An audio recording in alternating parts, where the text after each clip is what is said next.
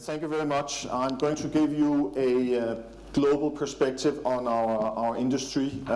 You will hear, I think, some common themes around technology and regulation, but give you a little bit of a different perspective, hopefully, and a little bit of insight, at least the way that we see it. I'm going to talk a little bit about a global economy that's transitioning, because we're seeing that is impacting us more than we believe. There are 4 developments that we have identified really driving our industry, and then I will give you at the end a perspective of where we see our industry is going. And I can already say I see more non-audit developments than I see audit, but let's take that at the end. But I will rush through. I will go through a lot of slides, but hopefully you can keep up. I am a bit data-driven. That's part of my background. One of the things that we are seeing, it's perhaps a little bit difficult to see in the back, but what it is seeing here is that we're seeing the Chinese economy slowing down. And we're not seeing any economy replacing the Chinese economy. You have the historic numbers and you have the forecast. On top of that, we have a Brexit that's going to depress the economic development in Europe. Well, we're still seeing a buoyant UK economy, but we'll get back to that in a second. So what we have is actually, we talked a lot about emerging markets, but are emerging markets really emerging at this point in time? The BRICS concept is long dead in my view.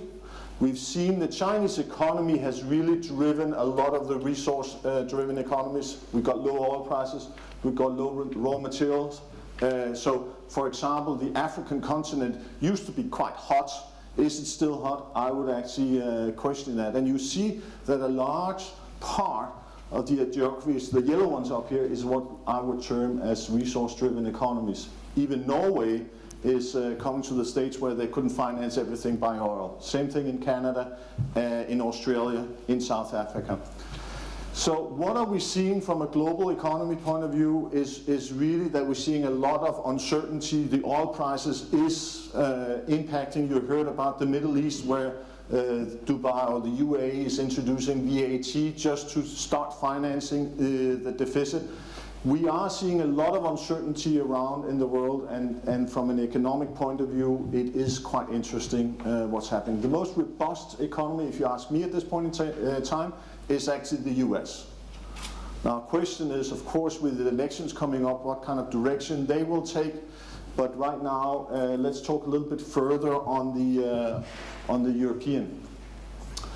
Before we go into that, though, I just wanted to share with you an observation of something that was hot about a year ago. That was Iran, and if you look at the numbers up there, you'll see it's actually a pretty impressive economy. For those of you who've been there, I've been there. It is a industrial-wise, education-wise, population-wise, quite interesting, but it has not opened up. Why hasn't it opened up? Well, there's actually a very, very particular reason for that, and that's because the US have still a pretty solid sanction system in place, and there's no access to the international financial community from the Iranian banks. So we've seen a lot of interest from European firms, but as you can see, historically, some of especially the European banks have faced some severe fines from the Department of Justice, and they are really, really cautious until there are clear political signals from the US. And the US election is what everybody's waiting on. Are we going to turn left, or are we going to turn right?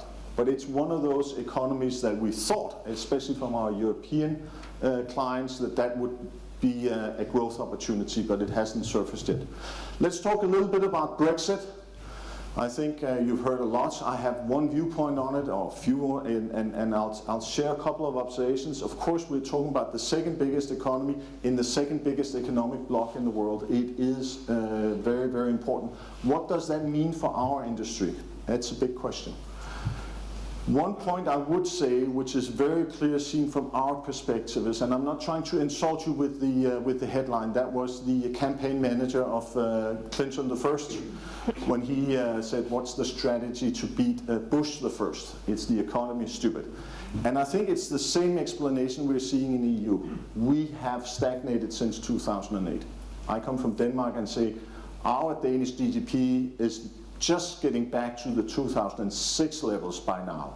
So of course with a lot of variations, but the GDP in the EU has actually been practically zero since 2008. Compare that to the US, compare that to China and India, and you have some explanation to this.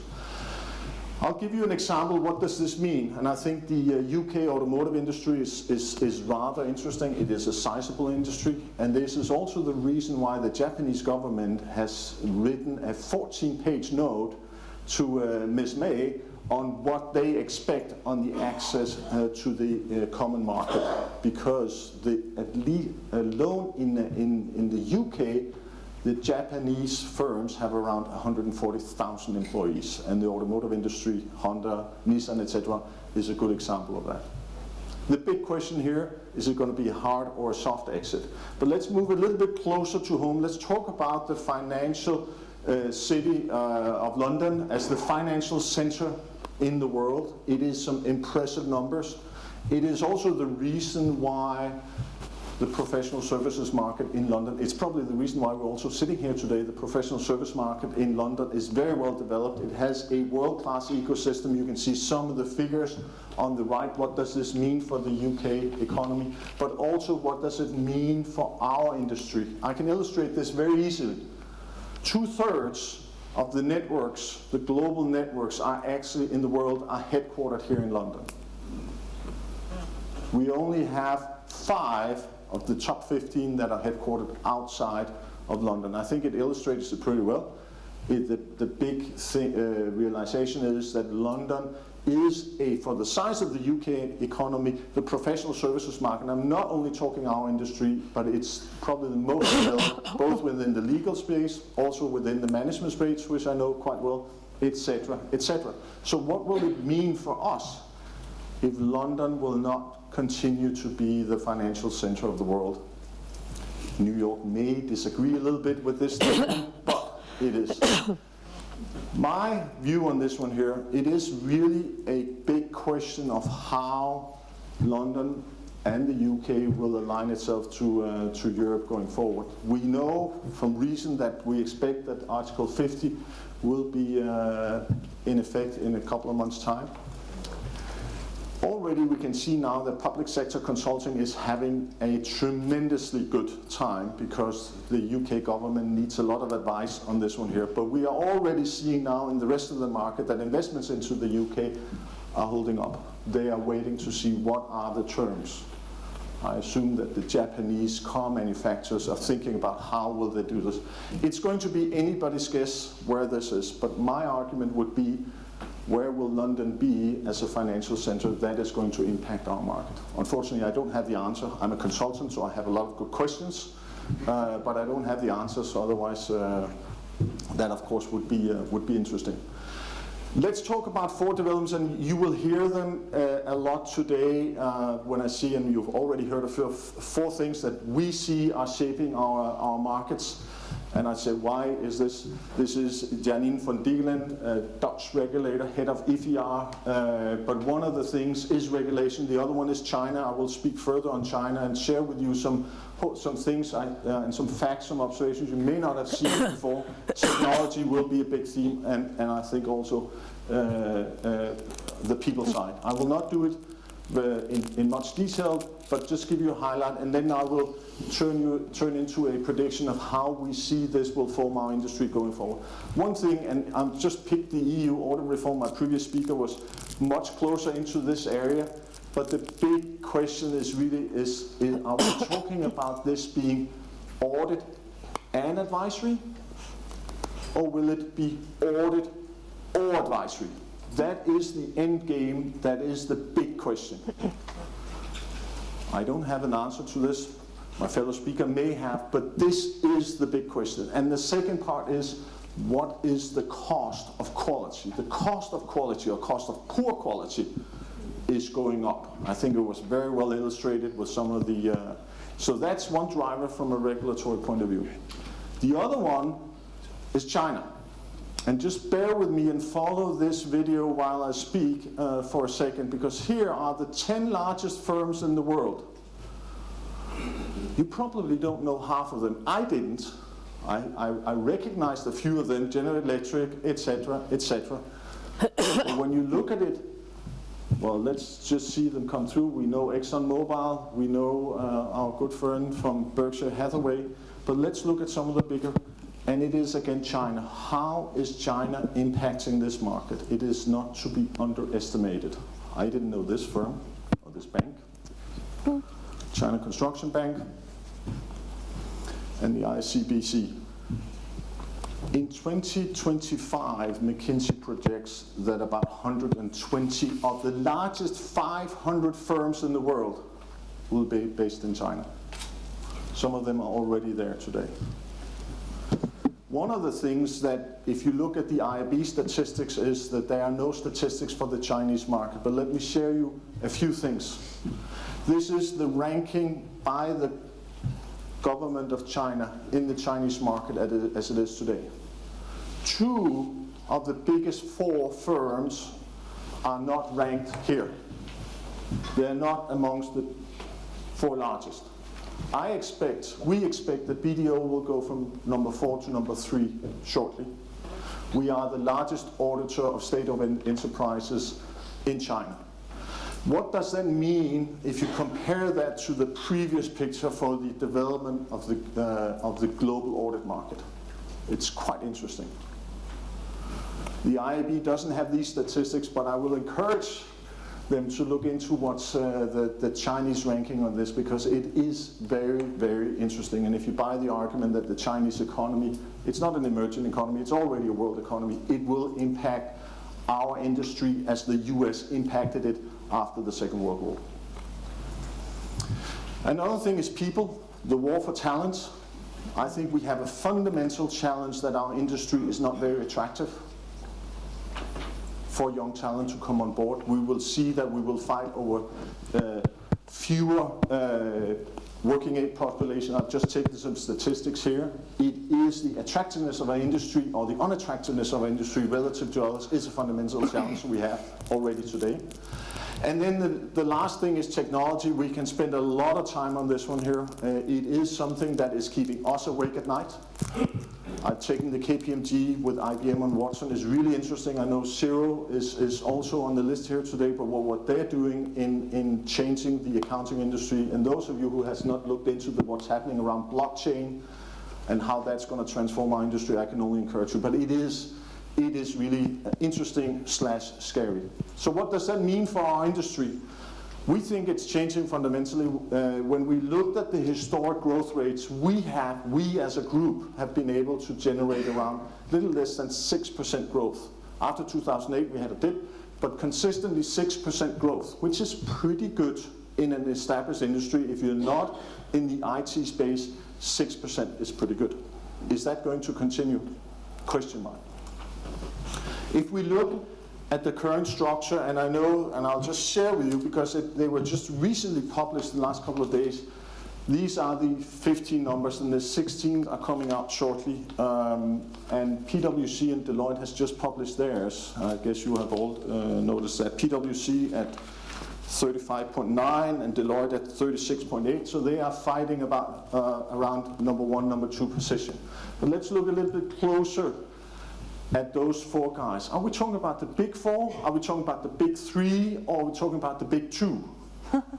This is a big question. It is without a doubt, and let's see where KPMG is going, but it is without a doubt that KPMG has had struggles in keeping up with the rest, if you look at it from a historic perspective. You may have seen that Deloitte has just announced a Northern European structure, quite sizable structure with around 9 countries, building on their Nordic structure they've had already. It's quite interesting. Is that going to be a repeat of the KPMG Europe venture, or will it be something different? I think that's anybody's guess, and we will really have a keen interest in this. But I think this picture is very interesting. Will KPMG be able to keep up? If we look at the mid-market, the one that BDO is operating in, I would say it's a crowded market. For those of you who heard my presentation a couple of years ago, I would say it's too crowded. We have a clear viewpoint, and this is this market, that because of those 4 drivers, this market will change. That's our viewpoint. We will see consolidation. We will see global networks have to grow, and we will see some regional players. It can be debated, but that's where we see it. Let's talk a little bit about, and that was from my starting point, is this audit? Or is it more than audit? If we look at our industry today, I would say the most interesting developments from a business perspective, not from a technology, but from a business perspective, is happening outside of the audit field. Share with you a couple of facts. But it's happening really within the technology space, both on the advisory side and of course as an underlying technology. But today, Deloitte their advisory business is bigger than the audit business. I think that is an interesting one. PwC has 2,500 lawyers in 85 countries. So the question again, what is our industry? Is it an audit industry, or is it in here? And then comes the question again, because it comes back to the regulatory question, is it audit and advisory, or is it audit or advisory? We saw a divestiture some years ago from 3 of the bigger 4 guys, or Deloitte didn't do it, of the advisory practice. Will that happen again? Anybody's guess. Will the pendulum swing back? How is this going to drive our future industry structure? Will we still see this picture, or will it be more fragmented? As we see it, 2 things are really driving this. One is regulation. You had an excellent example before me on how are the rules of the game going to be defined around this. Is the cost of poor quality going to be so high that it's unattractive to be in the audit market, or will you be prohibited to deliver some of these solutions that it doesn't really make sense to be in one firm? Will it be fragmented? How is technology going to change the fabric? If I wanted to compete with BDO or anybody of you in the room today as a greenfield, I would be a technology player. And that's the second one, is who's going to be our competitors tomorrow? We are already seeing that banks, when it comes to some of the simple compliance services, they're moving into our space. We all know, will Google, will Apple, will all those, where will these guys go? I think Xero, which has some tremendously interesting solutions, but they will also at a certain point, they are today a partner with many of the firms in this room, but they will today also, or tomorrow perhaps, be able to challenge us.